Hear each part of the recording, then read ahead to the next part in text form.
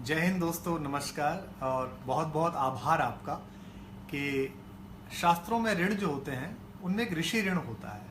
परंपरा से, उपनिषद से, अपने पुरखों से आपने जो सब लिया उसे आप आने वाली अगली पीढ़ी तक वापस पहुंचाएं।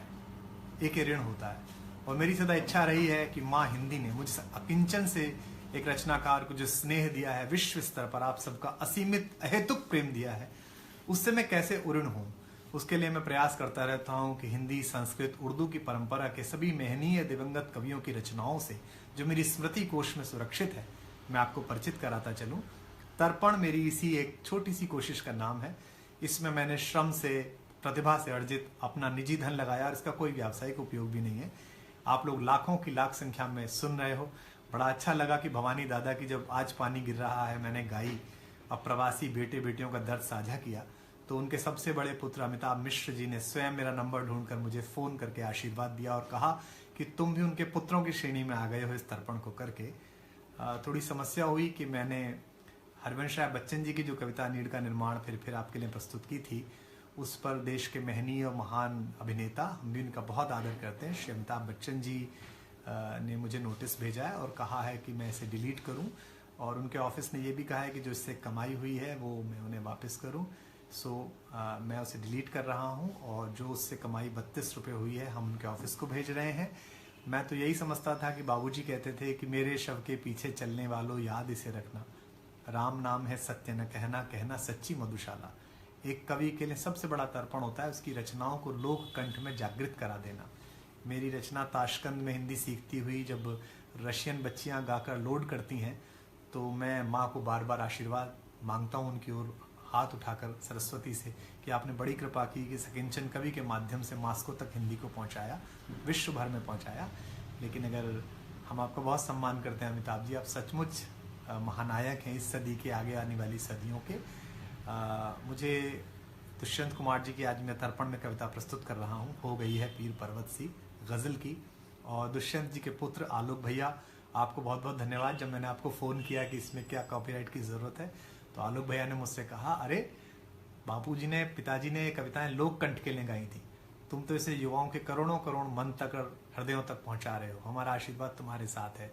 उनकी पत्नी आलोक जी की माँ, हमारी माँ, उन्होंने भी आशीर्वाद दिया। दिनकर जी के परिवार से फोन आया और दिनकर जी के पौत्र श्री अरविंद जी ने कहा कि हमारा पूरा घर कह रहा है कोई दिनकर जी के प्रति इतने आदर स्नेह से भरा होगा तभी ऐसा तर्पण कर सकता है। बाबा नागार्जुन के गांव तरौनी के लोगों का धन्यवाद जिन्होंने मुझे मिलकर दिल्ली आकर कहा कि हम आपका सम्मान करना चाहते हैं, आपने बाबा को इतनी अच्छी श्रद्धांजलि दी है।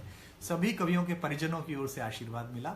लेकिन अमिताभ जी ने नोटिस दिया है, मैं क्षमा चाहता हूँ, मैं आज डिलीट कर दूंगा उसको और जो उससे कमाई हुई है हम वो वापस आपको भेज देंगे।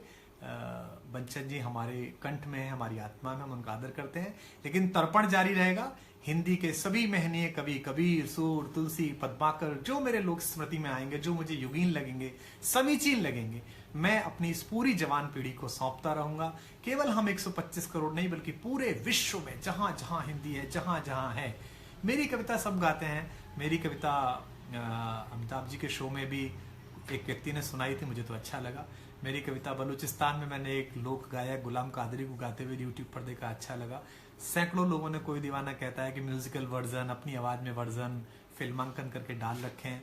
मुझे तो ठीक लगता है कि हिंदी पहुंच रही है, लेकिन अगर आपने कहा तो हम डिलीट कर देंगे। लेकिन कवियों के प्रति तर्पण, अपने दिवंगत आदरणीय महनीय हिंदी के बड़े सितारों को, हम सब अकिंचन हिंदी चाहने वालों का प्रणाम जारी रहेगा।